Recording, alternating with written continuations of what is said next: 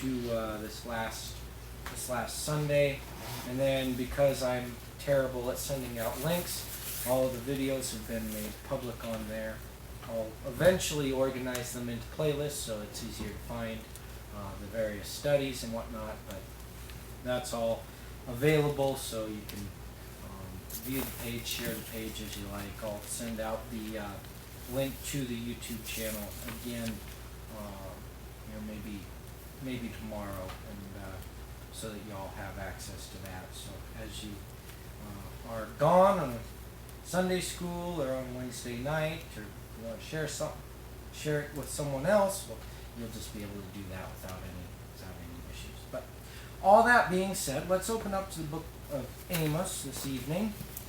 We will be covering a lot of history tonight. I know we started to touch on some of that last week after we had finished going through our introductory commentary on the book. This evening we will get a little bit more focused history, especially surrounding the things that are written here in the first 5 verses of the book of Amos. But we will go ahead and open up this evening by reading these first 5 verses because this is what we're focusing on, and then as we continue on through the weeks, it'll probably be one more week focusing on these other nations, maybe 2, depends on how we divide it up, how detailed we get into it. But we'll read those then, and just so that we kind of have these things in context. But Amos chapter 1, verse 1 reads, "The words of Amos, who was among the herdmen of Tekoa, when she saw concerning Israel in the days of Uzziah, king of Judah, in the days of Jeroboam, the son of Joash, king of Israel, 2 years before the earthquake. And he said, The Lord will roar from Zion and utter his voice from Jerusalem, and the habitations of the shepherds shall mourn, and the top of Carmel shall wither. Thus saith the Lord, for 3 transgressions of Damascus, and for 4, I will not turn away the punishment thereof, because they have threshed Gilead with the threshing instruments of iron. But I will send a fire into the house of Hazael, which shall devour the palaces of Ben-Hadad. I will break also the bar of Damascus, and cut off the inhabitant from the plain of Avon, and him that holdeth the scepter of the house of Eden, and the people of Syria shall go into captivity unto Kir, saith the Lord." So in these first 5 verses, as Amos is opening up this prophetic work, this prophetic judgment, we see that we get a glimpse of the time frame in which Amos was prophesying these things, being in the days of Uzziah, king of Judah, and Jeroboam, the son of Joash, who was king of Israel.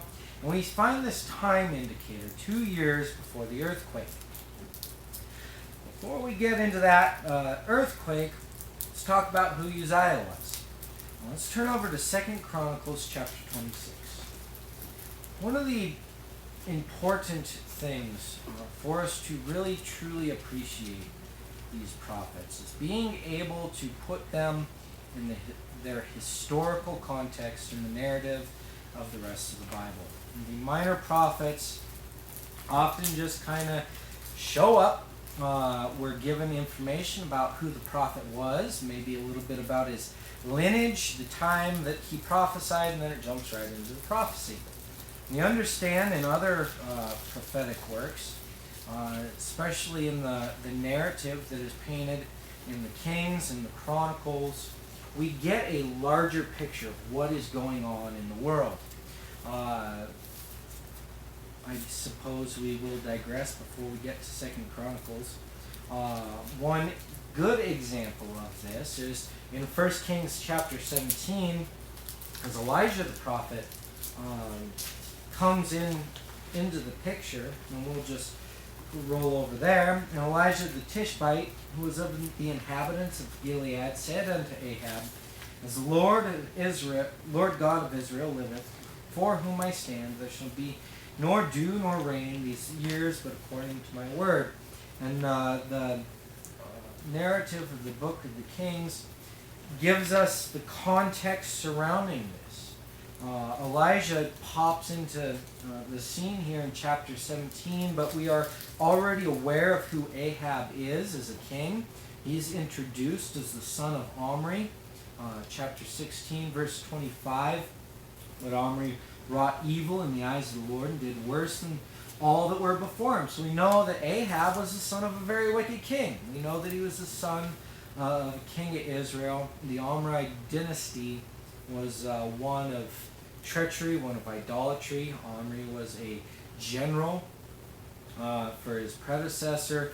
Came into the throne by usurping the throne. Came into the throne by murder. Ahab was no better.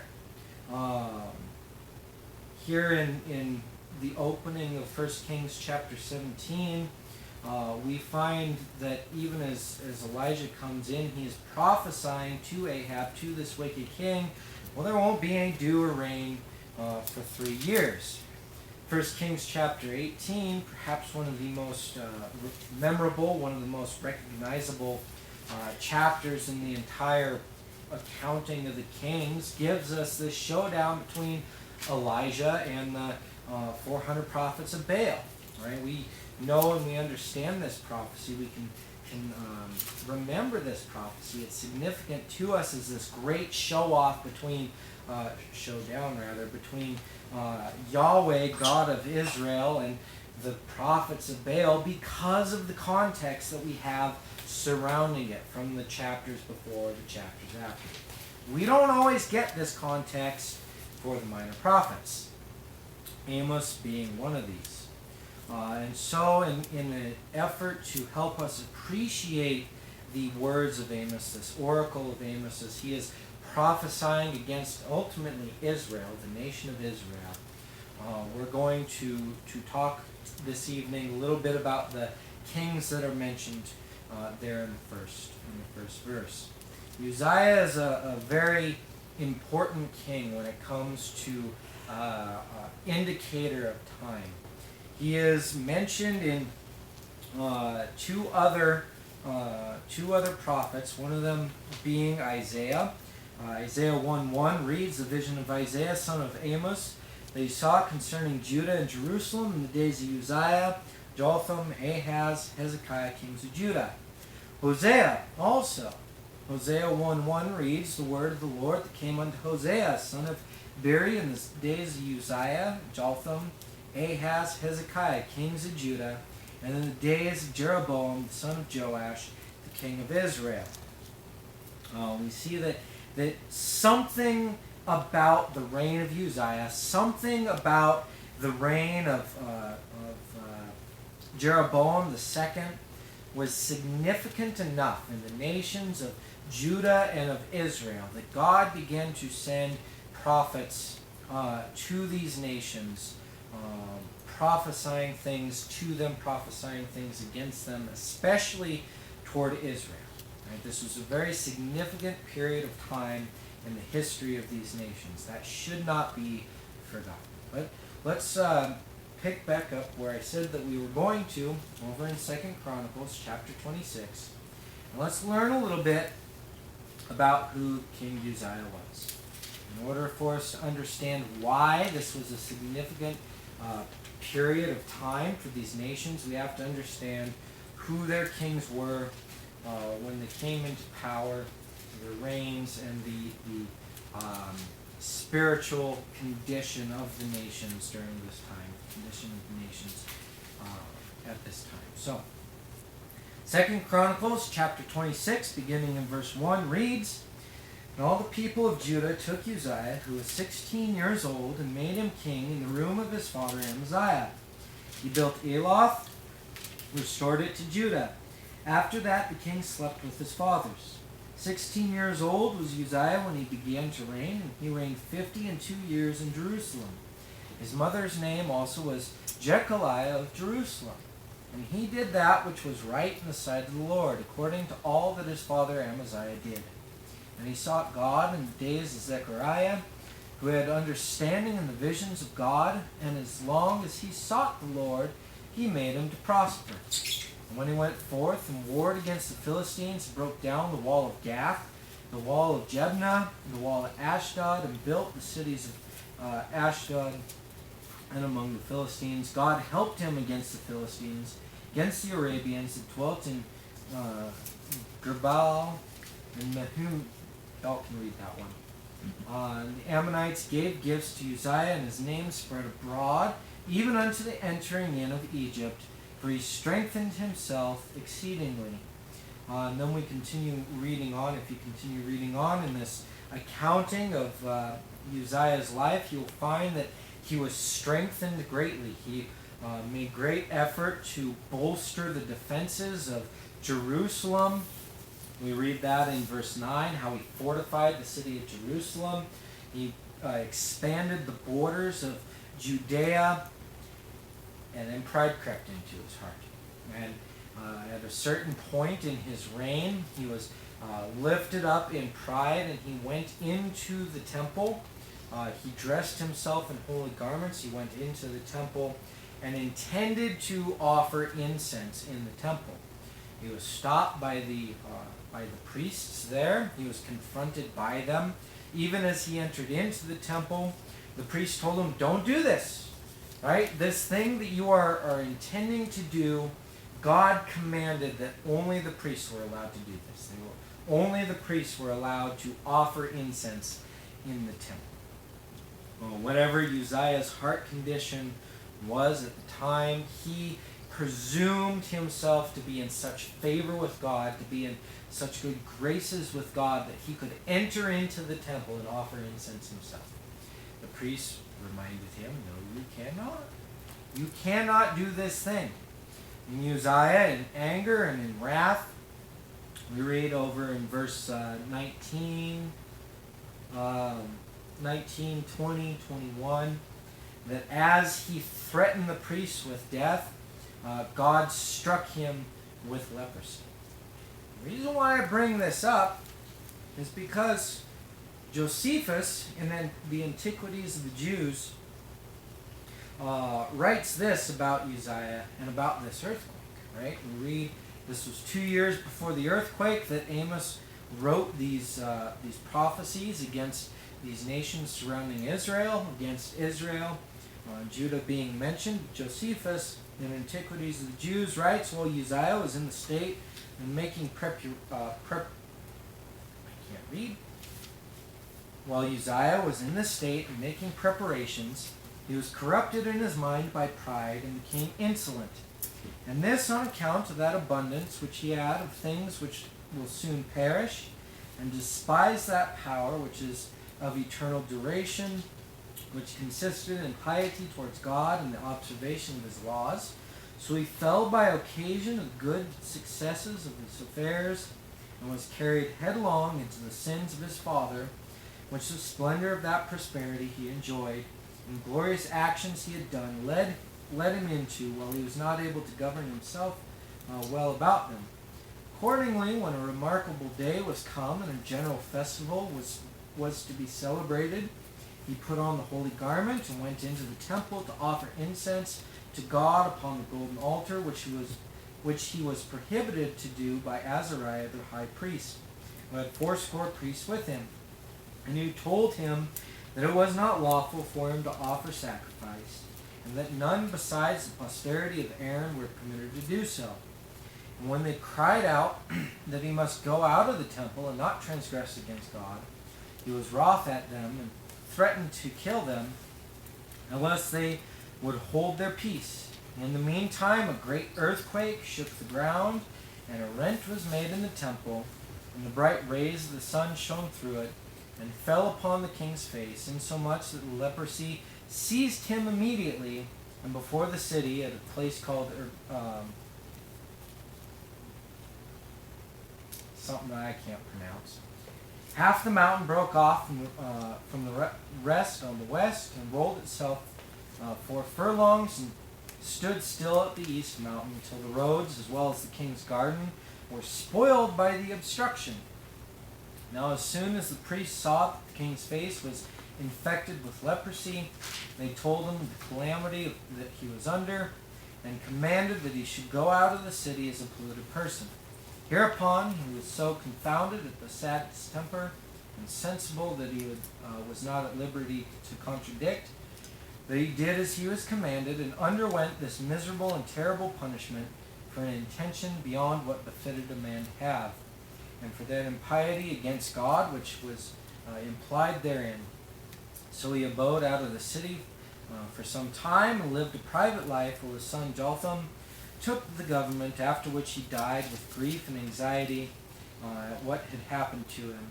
And he lived, when he had lived 68 years, and reigned of them 52, and was buried by himself in his own gardens. That's what Josephus has to say about Uzziah's transgression and about the earthquake.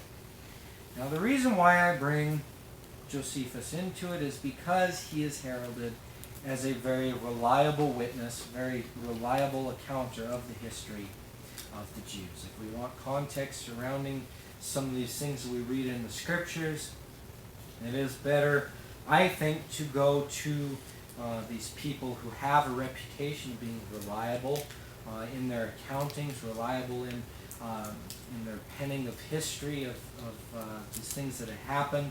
See what they have to say about them rather than just leave them completely understood. Maybe Josephus was wrong. Maybe this earthquake that's spoken about was not the earthquake that Amos was talking about. But I think that we can probably trust that it was. Something else that is important about the life of Uzziah, and then we'll stop for comment and question if there are any. So hold on to your thoughts if you have them. Something else that is important about the reign, the life of Uzziah, is that he was the restoration of the lineage of David by which Jesus came. Let's turn over to Matthew chapter 1.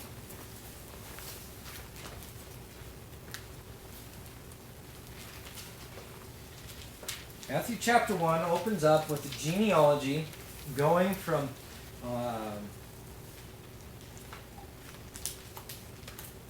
tracing the genealogy of Christ through the ages. We pick up verse 8, and we'll only read two verses here. But in the middle of this genealogy, we pick up, and it says, and Asa begat Jehoshaphat, and Jehoshaphat begat Joram. Joram begat Ozias, or Uzziah. Ozias begat Jotham. And Jotham begat Achaz, and Achaz begat Ezekias, or Hezekiah. We see these names, they're spelt a little bit differently than what we get in our Old Testament, but we find working backwards, Hezekiah, Ahaz, Jotham, Uzziah, Joram, Jehoshaphat, and Asa. If you study the history of the kings, as it is penned in Kings and Chronicles, you will find that there are 4 rulers missing in that genealogy there in Matthew. For the most part, this genealogy, expounding on the parentage of Christ, the line that Christ came out of from Abraham all the way to Jesus, it mostly follows the lineage of the kings. Like I said, there were 4 in this line who were excluded. In the line of the kings of Judah, starting at Jehoshaphat, we see Jehoshaphat, Jehoram, or Joram, Ahaziah, Athaliah, Joash, Amaziah, and then Uzziah. These 4 which are missing, going from Joram, which was the son of Asa, or Jehoshaphat rather, which was the son of Asa. Then you have Joram or Jehoram. The 4 that are missing were Ahaziah, Athaliah, Joash, and Amaziah. Now, I'll just tell you the reason here, and it might bore you a little bit, but I think it's interesting, so you're going to think it's interesting. Or I'm going to try and make you think it's interesting. All of this started with Jehoshaphat. If you read about the life and times of Jehoshaphat, he was a righteous king. He was a good king. God prospered his reign, but there was an issue. He was not very good at picking his friends. During Jehoshaphat's reign, during his rule, Ahaz was king in Israel. That same Ahaz that we read was, maybe it was Ahab. I get the two confused. First Kings, the one that we read about there in First Kings earlier, Ahab. It was Ahab, sorry. The same Ahab that we read about who was so wicked that God saw fit to send a drought for 3 years in Israel. Right? Well, Jehoshaphat tied himself very intimately to Ahab. He married his son Jehoram to Ahab's daughter and to his sister.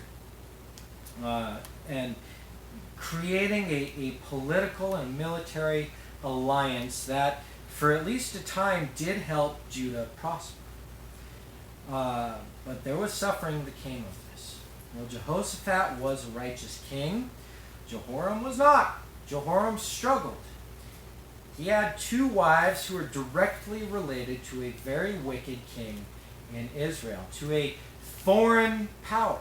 It wasn't, these women were not tied to Israel by blood.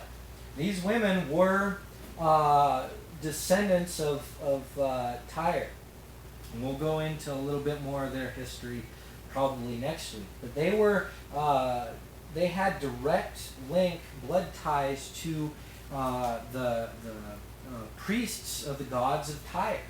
So they brought those same idolatries, they brought that wickedness with them, that same wickedness that corrupted Ahab as he was wed to a priestess of Tyre. They brought that same wickedness, those same idolatries, into Judah when they were married to Jehoram. As Jehoram was killed, Ahaziah, his successor, was actually 2 years older than his stepdad. Athaliah, who was Ahaziah's mother, if you recall, she was the one who, when she found out that her son Ahaziah was killed, she went and she slew all of the male heirs that were left in Judah, all except for one, who was Joash. He was hidden in the temple, but she, because of her bloodthirsty, murderous spree in killing all those male heirs, she took the throne for herself.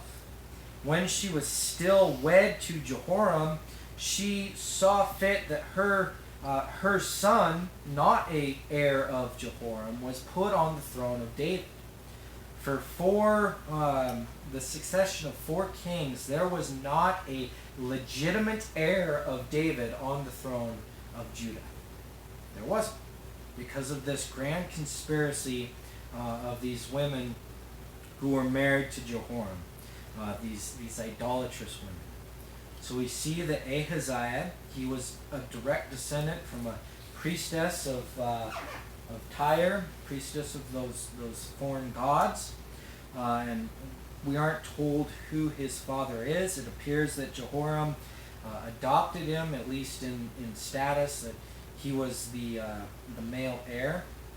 Some things did happen with Jehoram, surrounding nations, that he sent his legitimate heirs down into, or up, I suppose, up into Israel. I have this fun little theory that Jehu's heir was actually Jehoram's son, but irrelevant for this evening. Athaliah usurped the throne. Joash was not a blood heir, but he was, because he was a ward of the temple, he was married to an heir of David. His son Amaziah, who took the throne after him, was also married to an heir of David. So Amaziah had the bloodline of David through his mother's side. Uzziah, finally, the restoration of the throne of David, had, because he was also wed to his dad was also wed to a heir of David, had the parentage, this lineage of David on both sides of his family, and the bloodline was restored. Maybe that's not interesting to you. I apologize for the kind of hard to follow along, but it is significant in that Uzziah was the restoration of the throne of David in Judah and Jerusalem. Like I said, we'll pause there. Thoughts, questions, comments? I know we've covered a lot. Well, reading that first part, it was kind of impressive that a 16-year-old would make the decisions to follow God for what they said 50 years. I mean, Yeah. so 50 years, everything he did, every city he conquered, you could kind of see where pride would get into it because Yes. before long you're thinking, oh, I'm invincible. Right. Everything I do, I win or whatever, Mhm. and that's kind of human nature, Yeah. to go that way. But he must have had a really good upbringing from his father or Yes. something to be able to follow God at 16 years old, Right. and lead a country. I mean, Yeah. that's a lot of responsibility. Yeah. And so that's pretty impressive in just that part itself. It is, and something that I think I brushed up against but did not elaborate on was that during this period where there wasn't a heir of David on the throne of Judah, there was a lot of influence and a lot of interference from the high priest in the temple. The priests, knowing what was going on, wanting to restore the bloodline of David on the throne, they had a direct influence in the women that were presented to these kings who they married, in their upbringing.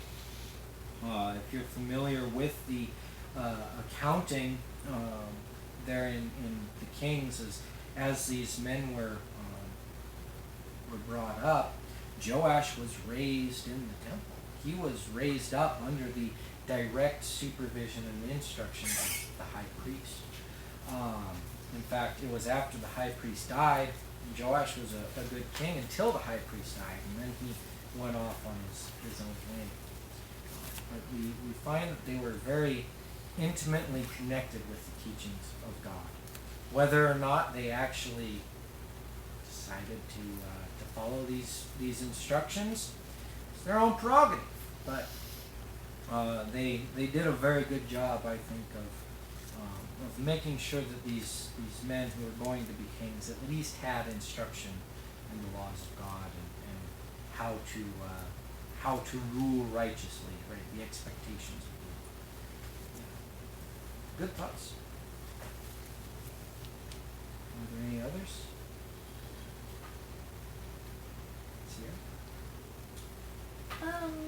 You said that there was 4 generations with no lineage of David Yes. on rule, and that was during the time of the wife who, after she killed the kids, but then I'm not explaining this very well, I know Okay. that. But the one kid who got put in the temple and was Yes. saved, I thought he became king. Did he not become king? He did.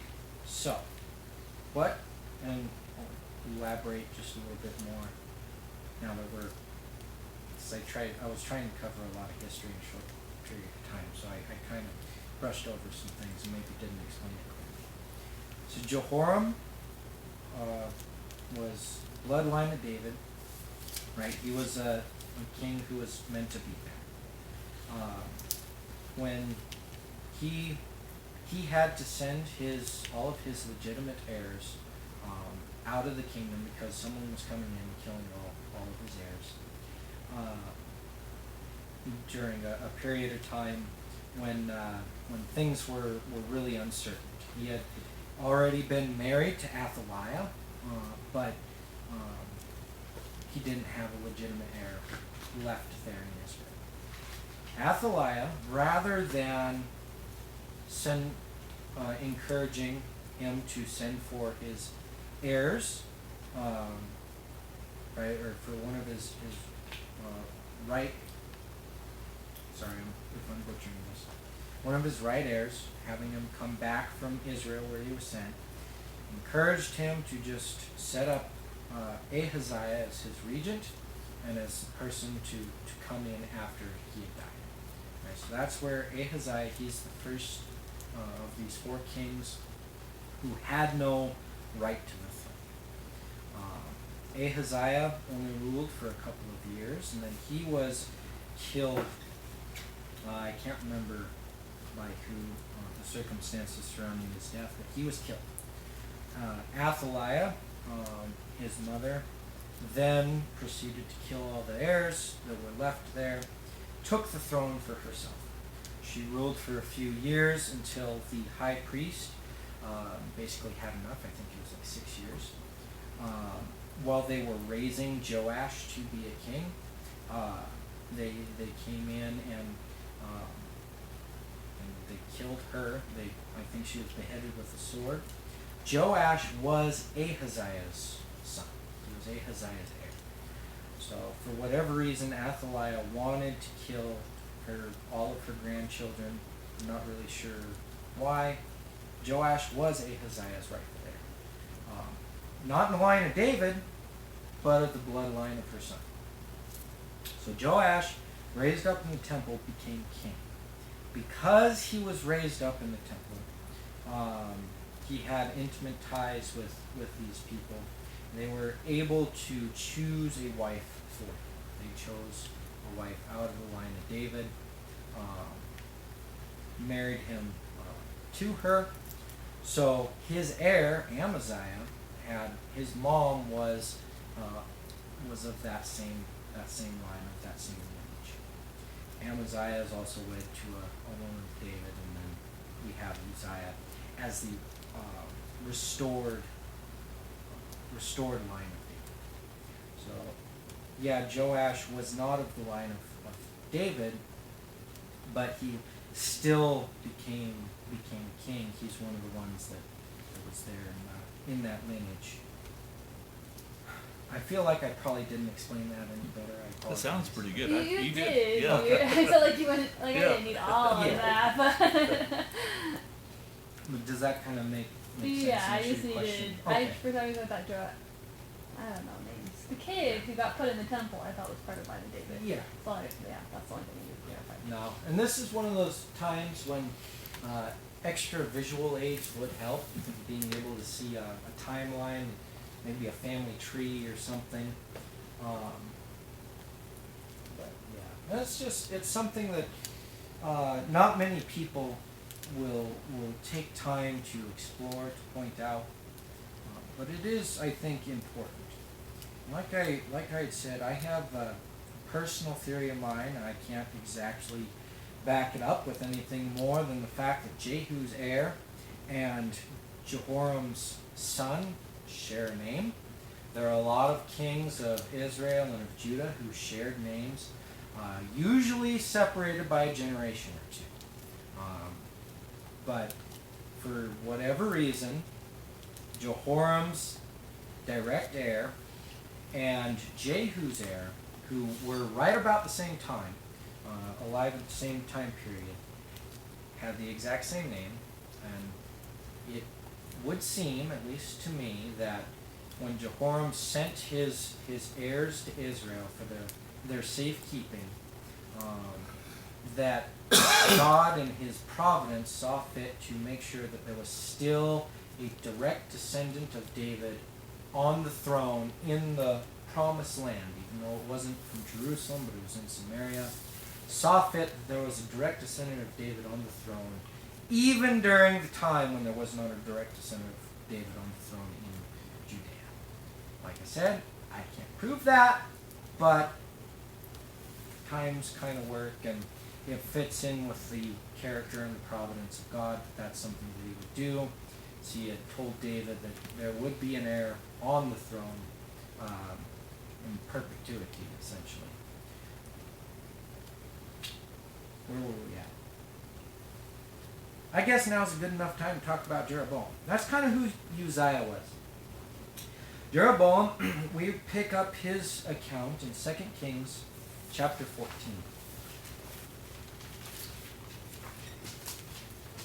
I will try and go a little bit faster through some of this. I suppose we can always wait to talk about the first condemnation until next week, but